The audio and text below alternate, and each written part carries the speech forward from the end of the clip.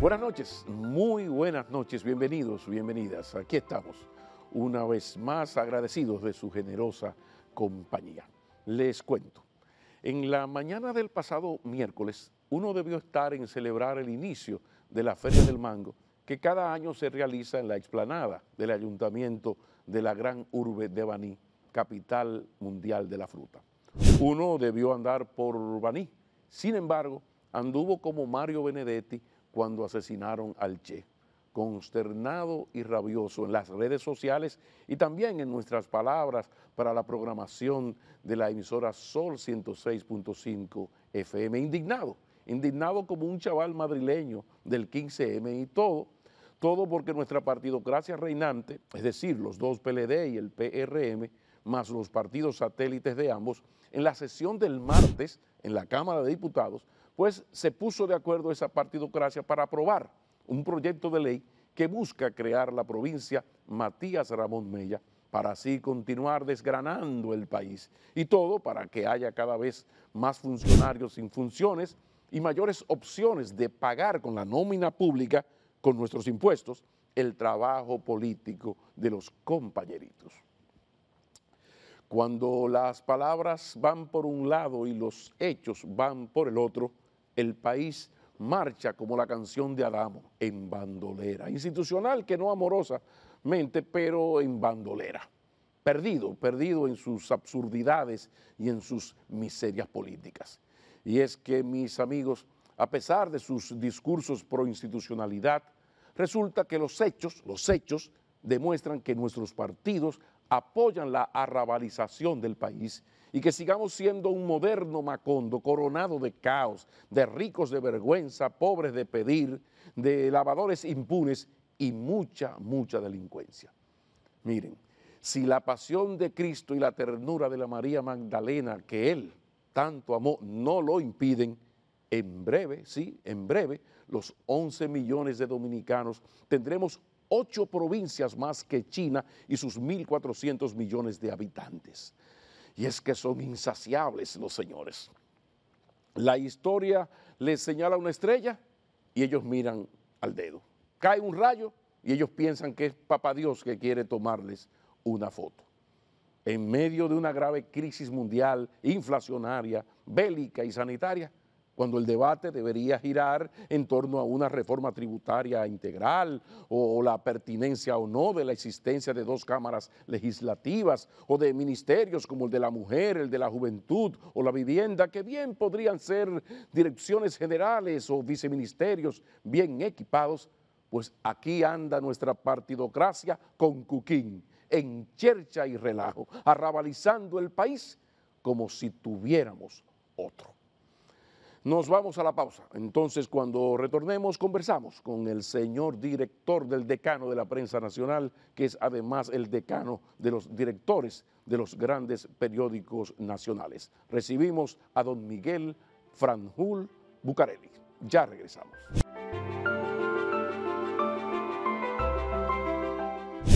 Continuamos aquí en Maquiniel. Es el director del periódico Decano de la Prensa Nacional, pero resulta que al mismo tiempo es el decano de los directores de los grandes periódicos nacionales. Pero aunque llame la atención, después de tanta experiencia ha encabezado una revolución en su periódico, el más longevo.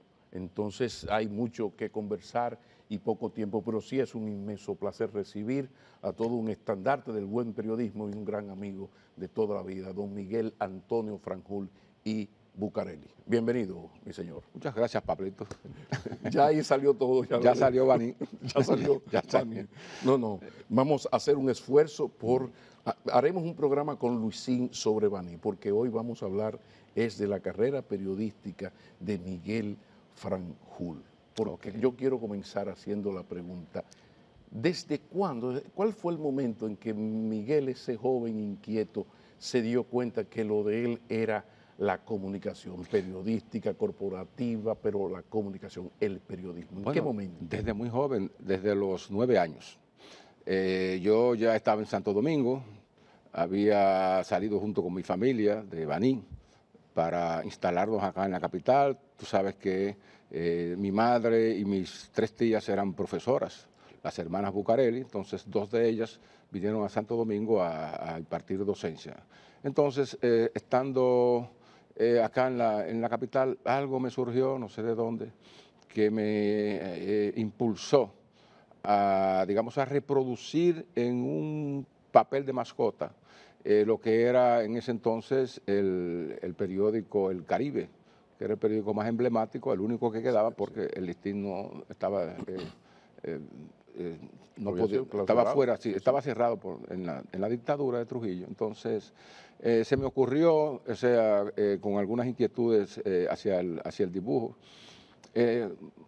modelar un periódico en ese espacio en 8:30 por 11, Sí. similar al Caribe. Entonces, con sus titulares, con sus cuadros de fotografías y todo eso. Entonces dije yo, bueno, este será un periódico hecho a mano, no se vende, pero se alquila. Había que alquilarlo porque era un solo ejemplar. Se brotó el vanilejo. Pues sí, exacto. La fibra vanileja. La fibra vanileja brotó. No, esto es alquilado. 5 centavos por lectura preferencial. Eran como 8 páginas. Pero yo tenía una buena grafía, o sea. Muy buena. Sí. Los hijos de maestras siempre tienen buena letra. Exacto, sí, porque nuestras madres siempre se empeñaban en que escribiéramos bien. Tú lo sabes que tú eres hijo de maestro. Entonces, yo hacía mis noticias en letras de cajón, muy bonitas, le ponía sus titulares, y entonces digo, bueno, las fotos, ¿cuáles serán? Mi hermana Milqueya que estudiaba en el Colegio Serafín de Asís, católico, tenía unos libros que permitían, cuando tú a una imagen le afincabas un lápiz, sacar como un carbón una copia. Entonces esa era mi fotografía de una cuestión religiosa, a lo mejor era Jesús andando multiplicando los penes y los pases, pero los peces y los panes. Entonces yo reproducía esas imágenes y de otras figuras y de personas. Y entonces el periódico lo que contenía eran los chismes del barrio, del vecindario, de la esquina ahí, del Espaillá, con Noel, Palo Hincado, o sea, Ciudad Nueva en ese momento.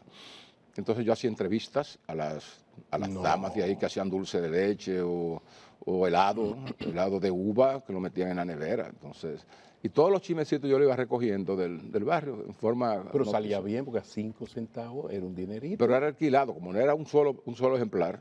Entonces... A la familia, yo lo alquilaba a la familia. Pero bien. Y por hacerme la gracia. Ahí sí, ven, mijo, vamos a verlo. Entonces, llegué a hacer como 5 ejemplares de eso, pero no sé dónde... Eso se perdió. Se perdió, Pablo, se perdió. Bueno, del caso, esa fue la primera, digamos, el primer contacto con el periodismo. Luego, ya en el 65, cuando estábamos en Baní, en la guerra, recuérdate. Exacto. Que tuvimos que ir para allá, entonces me puse a escribir en el periódico Ecos del Valle. Con Germán, me dio la oportunidad y de vez en cuando escribíamos algunas notas como corresponsal para el Listín Diario.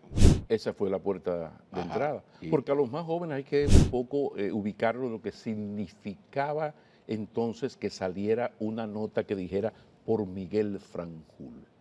O sea, ahora los muchachos no entienden lo que significaba usted escribir una nota, un artículo, un reportaje en el Listín Diario en aquellos años. Y sobre todo siendo un desconocido. Y sobre todo tomando en cuenta, Pablo, que en esa época todavía los grandes mastodontes de la prensa dominicana, vale decir, los redactores más reconocidos y más famosos, seguían trabajando en sus posiciones. No había mucho espacio ni oportunidad para gente nueva. No había en las escuelas de periodismo graduando jóvenes como ahora. Por tanto, o sea, llegar a un periódico, insertarse en un periódico era... Pero esa fue la puerta de entrada. Sí, de claro. ahí fue al poco tiempo, quizás fue en el 68, si mal no recuerdo. 68 fue que yo entré. Entonces ya entra... Ya formalmente. Formalmente. Sí. Por vía, don Rafael, no porque en Baní es una familia, entonces los Franjul, los Herrera, Cabral, la cosa. No, Bucarelli, la cosa. Si supieras que no propiamente por don Rafael, sino por, más que nada por 2 vanilejos que teníamos ahí adentro, ¿no? Infiltrados en el SIN, que era Cervantes Peña, hermano de Pascal Peña también, que trabajaron allá. Claro. Y Francisquito Velázquez. Eran correctores de estilo. Y ellos dijeron a Comarazami, mira, ese muchacho escribe bien, tráiganlo para acá, que escribe muy bien, que si yo que Comarazami ya había visto la nota. Dice, pues que venga a practicar, porque era pasantía. La pasantía entonces era practicar sin compromiso. Económico de ningún No, ni de empleo tampoco. Tú vas a practicar, pero no es que signifique que a los 15 días ya hay que darte un empleo. Entonces, efectivamente, me abrieron las puertas. Yo comencé a trabajar, le causé una gran impresión a los ejecutivos y don Rafael luego me vio, o sea, para que no vayan a decir que era por un problema de vecindad. No, porque la puerta de entrada fue aquel azar, porque hay que ponerlo del azar, porque si hubiese ido un reportero, quizás nada de esto hubiese ocurrido, porque la puerta de entrada, sino el muchacho escribe bien, míralo aquí. Sí, y sobre todo un tema de literatura, o sea, recogí fielmente las impresiones de Mieses Burgos sobre la literatura. Entonces, manejar esos temas, muchacho tan joven en ese momento, no era como muy común. Ahora, si bien ese fue, digamos, el trabajo de la puerta de entrada, cuando ya estuve formalmente, al cabo de un mes y medio, trabajando dentro de la redacción, practicando, haciendo notas, porque no salía. Don Rafael Herrera me dijo una vez, me dice, Vanilejo, póngase los tenis que va mañana para la calle. Oh, qué cosa más grande, qué emoción, o sea, ir a la calle como periodista del Listín Diario con un carnet. Yo trataba de que el carnet se viera.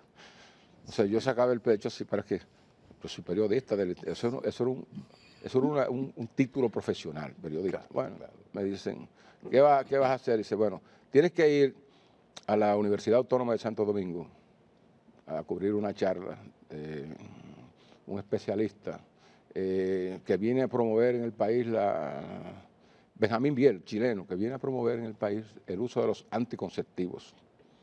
Bueno, vamos a la Universidad Autónoma de Santo Domingo a cubrir la charla, entonces yo andaba con una libreta bastante grande, que esas eran las grabadoras de nosotros, una libreta muy grande, con papel, entonces, asumiendo el estilo de los periodistas veteranos. ¿No había grabadora? No había grabadora, era una libreta grande, entonces asumiendo el estilo de los profesionales, yo voy y el hombre comienza a hablar y yo hacía como una receta médica.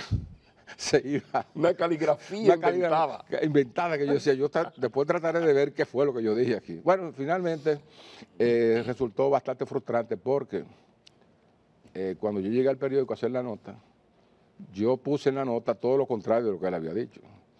Yo puse que los anticonceptivos no servían para nada, que era... Ese señor acabó conmigo al otro día. Y dice, ¿cómo tú hiciste eso? Me dice don Rafael, no, pero eso fue lo que yo anoté. Aquí mire la libreta y no se entendía nada. Pero eso fue un cortocircuito que me dio. Bueno, dice, hay que tener cuidado un poco con eso. Mandarlo tan jovencito a la calle. Claro. Hay que tener muy cuidado. Dice, bueno, está bien, tranquilo, pero yo sentí mucho el golpe del desmentido de la aclaración. Claro. Pero, bueno, está bien. Mire, vamos ahora a la maternidad. La Altagracia. Sí. ¿Qué dice? No, te vamos a soltar ahí para que tú busques noticias. Tú te la buscas. Sin ninguna preparación anterior. No, nada. Porque no había intuición periodística natural. Me dejaron ahí y me dice, bueno, yo entro, saludo, mire, yo soy periodista del Listín Diario. ¿De 2 días? No, eso no había que decirlo. No, pero 2 días, estaba acreditado. Sí, cómo no. ¿Qué usted quiere? Yo quiero ver al director. El director no se encuentra, al subdirector. Muy bien. Sí, pase, imagínate, una preferencia. Y cuando llego a donde su director, sí, a su orden, dígame, digo yo, ¿qué usted quiere saber? Y yo, mire, yo le voy a decir una cosa, honestamente. Yo soy periodista nuevo del Listín y me han tirado aquí para que haga un reportaje. Yo todavía, pero vamos a hablar, no se preocupe. Entonces, decidí que podíamos hablar del aborto. Es decir, desde entonces estaba hablando la polémica de si legalizar o no el aborto. Obviamente, el médico me dice que no está de acuerdo. Y yo estoy tomando otra vez la canción tipo receta. Un poco más despacio esta vez, claro, ¿verdad? Sí, más cuidado. Pero tratando de ver, cuando él me hablaba, cómo yo podía registrarlo todo, un poco rápido, pero también claro. Me dice, bueno, muchas gracias. ¿Y cuántas camas hay aquí? ¿Cuántas operaciones? ¿Sabe? Bueno, me voy a trabajar para el periódico y le pongo que él favorece la legalización del aborto. O sea, todo lo contrario de lo que me había dicho. Y cuando sale esa nota, otro desmentido, yo me voy de aquí ya. Con dos, ya yo tengo con dos, no voy. Al tercero ya me van a linchar. No. Y el jefe de redacción me dijo, mira, tranquilo, que eso te va a pasar muchas veces en la vida. Y es verdad, el periodismo es una carrera de prueba y error. Claro. Sí, de certezas y de incorrecciones, inexactitudes. Con eso tenemos que lidiar, Pablo, siempre. El libro del cual les hablaba yo es este, Las nuevas dimensiones del periodismo, que de alguna manera va explicando cómo fue ese proceso, esa transformación, reinventar un periódico. Hablemos de esto, ¿cómo fue el proceso? ¿Cómo se inicia esto y cómo se entendió desde el listín diario, incluso los propietarios, de que esto había que hacerlo ayer, ya? Bien, esa es una historia bastante interesante, Pablo. Tú sabes que en mi condición de directivo de la Sociedad Interamericana de Prensa, tenía la oportunidad, siempre años atrás, porque ya la pandemia estableció una ruptura del modelo, de asistir a las Asamblea General y a la reunión de medio año de la Sociedad Interamericana de Prensa, que se celebraba en un país distinto, una sede. Entonces, las discusiones en esas asambleas giraban no solamente en torno al estado de la libertad de prensa en América Latina, sino también en torno a otros desafíos que se le iban presentando a la prensa escrita, la prensa tradicional, en estos mercados. Eso me permitió estar en contacto con ejecutivos y especialistas que estaban bastante avanzados en la visión que tenían sobre el futuro de los medios de comunicación. Entonces, a partir del año 95, que es cuando surge el Internet y comienzan entonces a aflorar todas sus virtudes, yo estaba en otro periódico, yo estaba en otra, no estaba en el Listín, yo entré al Listín en el 2000 como director. Había estado en el 95 como subdirector a la muerte de don Rafael, pero un tiempo corto, tú lo sabes bien. Bueno, desde 2000 en adelante, esa concurrencia a los eventos de la CIT me permitió familiarizarme con los retos y las fórmulas que otros grandes medios están utilizando para avanzar. Y los grandes especialistas y teóricos de esto que yo estuve mirando. Totalmente. Cuando vimos los desafíos que ya marcaba la aurora del periodismo digital, o sea, la irrupción ya de las tecnologías aplicables a los medios de comunicación, entonces le prestamos más interés a esos temas. Y la Sociedad Interamericana de Prensa por primera vez comenzó a introducir, a darle participación en sus conferencias a especialistas que nos hablaban del mundo digital y del audiovisual. Recuerda que la Sociedad Interamericana de Prensa se visualizaba como de periódico solamente. Esta vez fuimos dándole cabida a gente que venía de otras plataformas, como la radio y la televisión. Entonces, comenzamos a ver ahí, Pablo, que venía un ayornamiento ahí entre esas plataformas y para crear, digamos, un modelo combinado. Sí. Que hacia ahí iba, es lo que se le llama la convergencia. Lo que pasa es que es más fácil cambiar las máquinas que cambiar la mentalidad. Esa ruptura, ¿cómo lograr que un periódico, que el personal entienda lo que hoy entendemos todo, porque la realidad ha golpeado? Claro que pero sí. Hace 10, 15 años, el que te decía a ti que íbamos a llegar al 21 con este mundo digital. No era previsible. Impensable.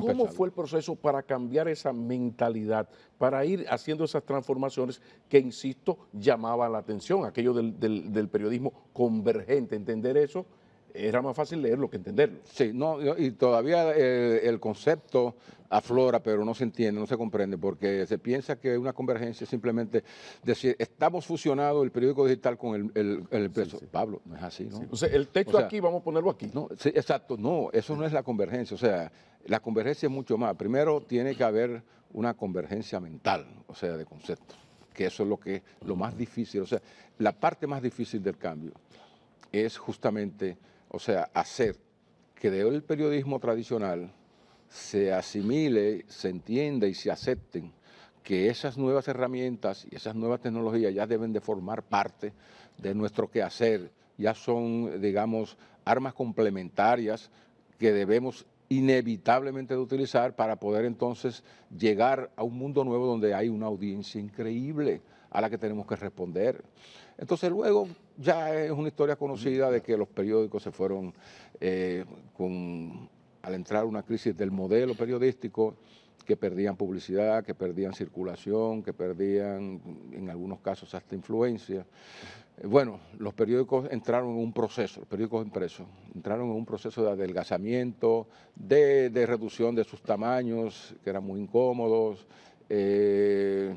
estaban perdiendo anuncios y vieron, y eso sobre todo el New York Times, que es el pionero en esto, vio que en la esfera digital, en el Internet, había una oportunidad. Entonces comenzaron a hacer sus apuestas al digital. Nosotros, los demás medios de América Latina, comenzamos a ver a esa dama gris del periodismo, cómo era que se transformaba, y comenzamos entonces a prestarle atención a esos procesos de innovación. En definitiva, Pablo, desde el año 2015, la Sociedad Interamericana de Prensa ha dado un vuelco en lo que es el enfoque de sus estrategias como organización, e introdujo sistemáticamente lo que se le llamó la Conferencia Tecnológica de la CIP, CIP Connect. Entonces, ahí comencé yo a ir a todas las reuniones.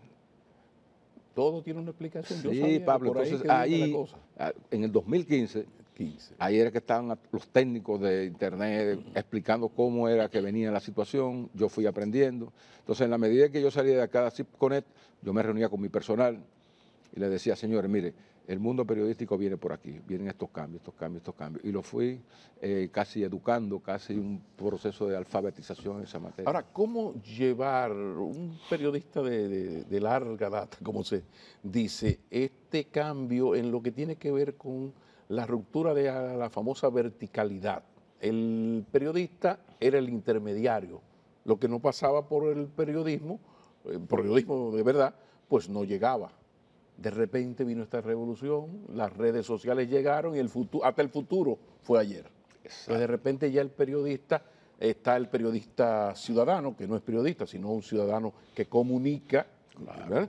Pero entonces, ¿cómo se manejó y se está manejando ese cambio de modelo donde el periódico es, junto con las redes, el que tiene que unirse incluso a las mismas redes para entrar a esta horizontalidad, donde todos informamos, incluso se ven que muchas noticias llegan al periódico a través de las redes sociales? ¿Cómo se ha llevado todo Bueno, antes que nada, lo primero que hay que hacer conciencia es de que en este ecosistema caben las plataformas y pueden armonizar. Es decir, que una puede ser, digamos, más expansiva y tecnológicamente más renovada que otra plataforma, pero eso no indica que la base central, es decir, la plataforma fundamental en la que se ejerce el periodismo de calidad, sigue siendo el periódico escrito por muchas razones.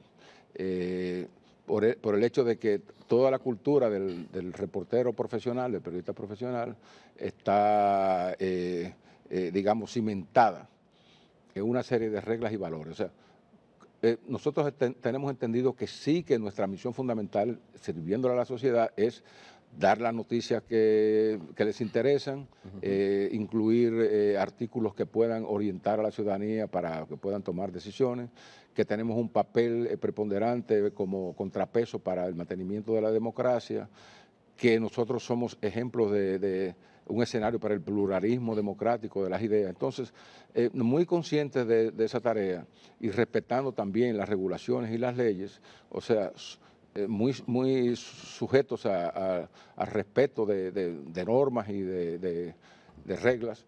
Bueno, hemos ido construyendo un modelo de ejercicio periodístico profesional que sí ahora sirve como referente y como una garantía de que ya al desplazarnos en la convergencia hacia medios digitales, llevar esa cultura y mantenerla. Entonces, Bueno, la horizontalidad, como tú dices, bueno, nos ha permitido entonces llegar a nuevas audiencias y descubrir entonces un mundo nuevo, que no era aquel mundo constreñido a los suscriptores de un periódico. El señor profesor McKinney, doña Yolanda, compraban entonces los hijos termina rápido. Doña Elsa lo mandaba a Y buscar. doña Elsa lo mandaba a buscar, y los hijos del señor Valle también para leerlo. Cuando venía a ver, se viralizaba. Se hacía igual que el periódico que te prestaba. Claro, ese era prestado, no alquilado. No, jamás. Pero un periódico, yo me recuerdo, Pablo, que un periódico lo leía mucha gente en ese momento, o sea, un solo, como la red de ahora. No, pero no es mentira, a mi casa iba más de uno diariamente a leer el periódico, Sí. se puede decir. Los nombres no, porque somos muy amigos. Y también recuérdate el gran tiempo que le dedicamos a leer en la mecedora, muy cómoda, a leer periódico. Hasta a los presos les gustaba leer el periódico y decía, déjamelo aquí para seguir leyéndolo mañana. Pero hay un tema, Sí. un tema no, el gran desafío es, la gran riqueza de un periódico y de un periodista es su credibilidad. Eso no se compra en la farmacia Villalona. No, tampoco. La credibilidad sí, pero tenemos un problema de rentabilidad. El periodismo es más rápido, de repente aparece la posverdad porque es más importante la viralidad que la verdad. Y en todo esto está el periodismo tradicional como sustento. Vamos a hablar después de la pausa de ese desafío entre cuidar la credibilidad, yo sí, pero los chelitos, la rentabilidad. Sí, después de la pausa continuamos esta conversación con el decano de los directores y director del decano de la prensa, don Miguel Antonio Franjul y Bucareli. Ya regresamos. El asunto se escucha más sencillo de lo que es, pero se trata de salvar a la prensa sin matar al periodismo, defender la credibilidad, pero que sea rentable el negocio. Entonces, ¿cómo conjugar estos dos elementos? Acabas de dar la clave, Pablo, es un asunto reputacional. Es decir, si bien es cierto que como empresa servimos un producto por el cual la gente debe de pagar, porque es un insumo que se procesa, que se consigue y se difunde sobre la base de buenas inversiones de una empresa periodística. Para tú buscar una noticia, o sea, a veces la gente no se preguntaba cómo era posible pagar, digamos, en esa época, 10 pesos por un periódico y sentarse en la mecedora de su casa y ver todas las noticias del mundo, ver artículos interesantes de científicos por 10 pesos. O sea, ¿quién te daba? ¿Qué libro te daba eso? Entonces, ahí entra, digamos, el punto esencial. Éticamente, lo más importante para un medio de comunicación es cumplir con su misión de servir a la sociedad en base a la verdad, en base a la objetividad, en base a la exactitud. Entonces, el periódico o el periodismo que se ejerce de esa manera es el periodismo que cautiva y que verdaderamente le interesa a la gente. Ahora, cuando tú combinas ese ejercicio ético con un trabajo de calidad y de profundidad, el periódico entonces adquiere una real dimensión como elemento fundamental para el conocimiento, el debate y el desarrollo de las ideas en una sociedad. Eso es por un lado. Ahora, cuando entra el conflicto de la rentabilidad, como ha pasado con muchos medios de comunicación, por suerte que había una vía alternativa que la daba el espacio digital. Muchos periódicos desaparecieron, como tales, como impresos, pero su plantilla siguió estando al servicio del digital. Ahí es que entra entonces el desafío de hacer la adaptación rápida, aunque no se creyera en ella, para sacar el mayor provecho de esas audiencias y también aprovechar el atractivo que tenían como espacios de publicidad barata para ir creando no solamente una base de sustentación. ¿Qué resulta? Que al servirle luego, ya en esta época, a un público vasto que tiene, digamos, preferencias segmentadas, ya entonces el trabajo de la rentabilidad, la búsqueda de la rentabilidad no se limita solamente a tener anuncios fijos, sino que los medios han ido ya innovando y han creado productos y ofertas para ciertamente mejorar Nuevos sus modelos de ingresos. negocios que ha Modelo de aplicado el negocio, LinkedIn, porque ya mencionaste a New York Times, que le está yendo muy bien, es el paradigma actualmente sí. en ese sentido. ¿Qué ha hecho el LinkedIn para lograr la rentabilidad o por lo menos empatar? Sí, bueno, fíjate, el Listín ha tenido la suerte de que ha hecho una apuesta hacia lo digital bastante seria, aportando no solamente un legado y una tradición y un equipo profesional, digamos, al manejo de información en las redes, sino que la credibilidad innata y fuerte que tiene el periódico, o sea, contagia, irradia al digital. O sea, si tú haces así, en cualquier momento dado, habla con jóvenes que no han leído periódicos, que no tienen la costumbre de leer periódicos en esta generación. Las personas menores de 30 años no leen periódicos. Te vas a dar cuenta cuando le preguntan en cuál medio tú crees. Bueno, yo creo en el Listín. ¿Por qué? ¿Por qué? O sea, no han sido usuarios del listín físico e impreso. Sin embargo, tienen todo un conocimiento y una percepción de que esa matriz de credibilidad está ahí en el digital. Y por eso es una web digital que tiene más de 1 millón de usuarios. Y no solamente 1 millón de usuarios, nosotros pasamos de más de 1 millón, más de 1 millón en Facebook, en Instagram y en Twitter, para Pero que lo sepa. Y ahora eso, estamos entrando en TikTok también, sí, pero en lograr YouTube. eso con credibilidad es milagroso. Yo lo viví hace poco y me imagino que al director del ITIL le pasa muchísimo más Sí. que a mí. Cuando el asesinato del querido Orlando Jorge Mera, mi hija, que estudia en España y que fue su alumno, Claro. me escribe llorosa, papi, y eso es cierto. Digo, entra al listín, inmediatamente, entra al listín, porque Fue lo único que eso te llegó por no sé por dónde, entra al listing. Pero automáticamente, después que yo lo dije, digo, pero fíjate lo que es el valor de la credibilidad. Lo que a mí se me ocurrió, entra al listing, que yo voy a entrar también. Sí, para saber si estaba vivo o muerto, porque esa era la primera duda que había. Sí, no, lo que pasa es que en las redes matan a la gente, salvan a la gente, la cosa más terrible, ¿no? Entonces, por ahí va la cosa. Fíjate, sí, claro, nosotros cuidamos mucho la credibilidad. Y te voy a decir por qué. Porque es ahora mismo, digamos, el elemento fundamental que va a garantizar la permanencia y la sostenibilidad de los diarios. La credibilidad más la profundidad y la calidad de los contenidos. Entonces, en el caso de Orlando, como en otros más, hasta que no tenemos la confirmación de un hecho, no lo damos. Nosotros no nos apresuramos ni queremos dar palos, noticias. No, nosotros tenemos que tener la comprobación, porque esa es una regla y eso es una herencia de la matriz periodística del físico. Y tanto fue así que el ingreso fue tan masivo. No quisimos ufanarnos porque no era propicio en ese momento, pero la difusión de esa noticia hizo colapsar el canal de YouTube del Listín con más de 1.500.000 entradas. Wow. Ese momento. O sea, claro, el Listín demostró ahí que era un imán, el imán de la credibilidad. Todo el mundo fue a confirmar y luego las coberturas fueron excelentes, fueron permanentes. O sea, eso es una muestra, de que ciertamente la convergencia funcionó. Ahora, no todo es decir que hay convergencia.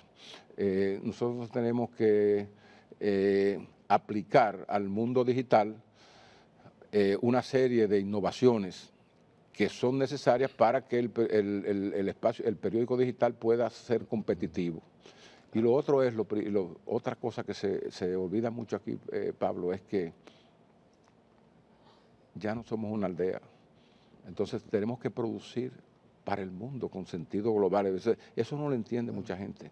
Entonces, claro, esas enseñanzas van llegando poco a poco y naturalmente, o sea, para que ese digital sea bueno, nosotros tenemos que defender la corona de la credibilidad Que del ahí es que listín, está la que cosa. ese es su legado.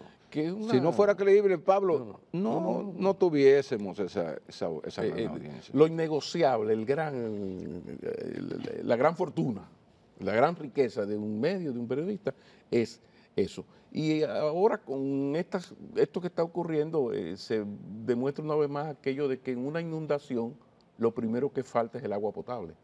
Entonces, ahora las redes han inundado, ahora estamos en infodemia, la enfermedad de demasiada información. Pues ahora más que nunca, que hay informaciones por todos lados, millones y millones, es que se valora más esa agua potable ante esta inundación. Pero hay un tema que no puede quedar. Perdón, que te quiero, antes por favor. que es importante señalarlo, en este mismo momento en que estamos hablando, acaba de salir, como le llaman, a la luz pública, el último informe, la última evaluación que hace el Instituto Reuters para los estudios de periodismo, en el que se señala que se está produciendo en el mundo una fuerte reducción en el consumo de noticias,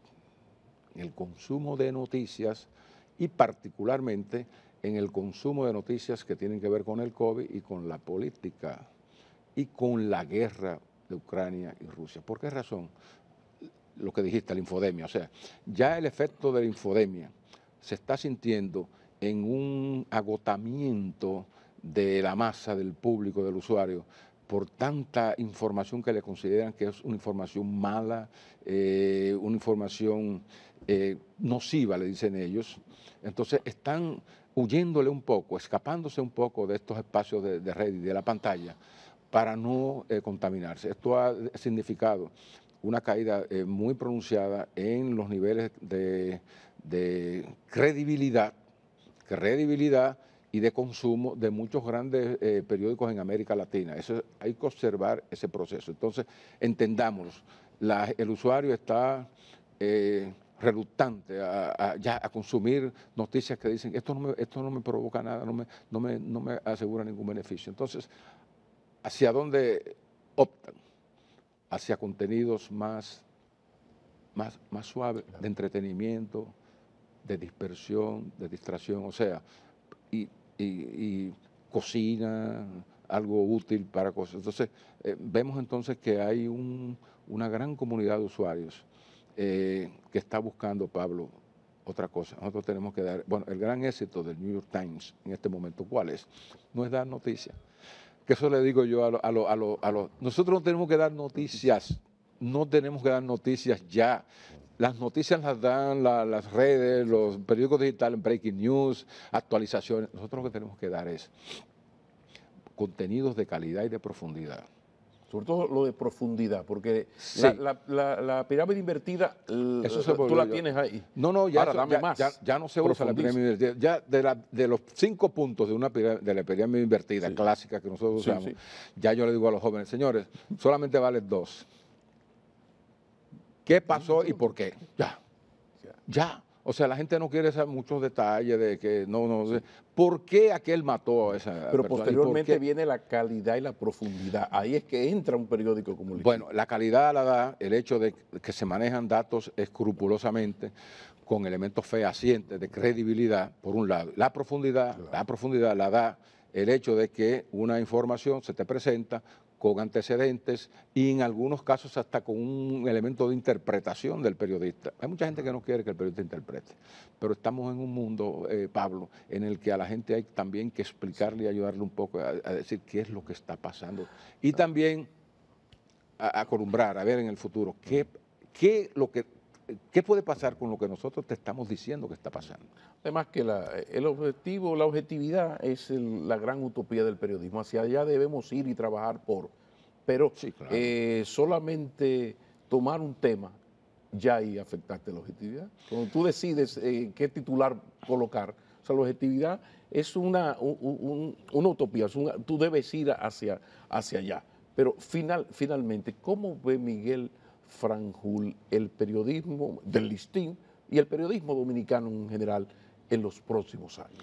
Bueno, en el caso al listín lo veo ciertamente muy encaminado y muy bien enfocado cuando digo lo veo, porque es lo que siento que mi personal y mis compañeros están haciendo, muy enfocados en en la prioridad digital, y a partir de esa apuesta que estamos haciendo a lo digital, la que viene luego es un reforzamiento, la que se está haciendo, del periódico impreso para que quede, digamos, como un espacio, digamos, más sereno, de periodismo slow, más sereno, que el rápido y el veloz que se está sintiendo en las redes, para que el público tenga también ahí fuentes de referencia y de análisis más tranquilamente. Eso es por un lado. Yo a la prensa, en sentido general, la veo también ya más dispuesta a entregarse, a dar el cambio. O sea,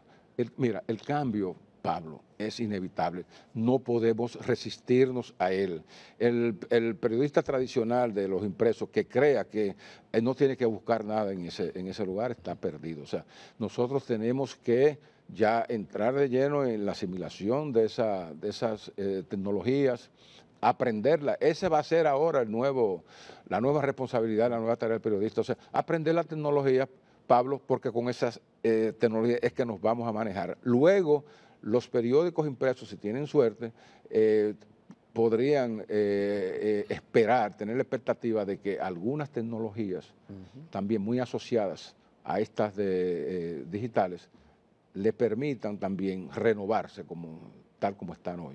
Precisamente ese era el reconocimiento que motivó esta entrevista, que yo quería hacerle a Miguel Franjul, al Listín Diario, porque abrió el camino. Ya es más fácil para todos los demás entender que hay una nueva realidad y que ir hacia esa nueva realidad es el camino, y aquí está la muestra. Así que gracias por aceptar, por esta conversación y por este libro que debe ser de cabecera de todo joven que sueñe o esté luchando por hacerse periodista. Y mira que como cabecera es bueno, porque si no hay almohada también te puede.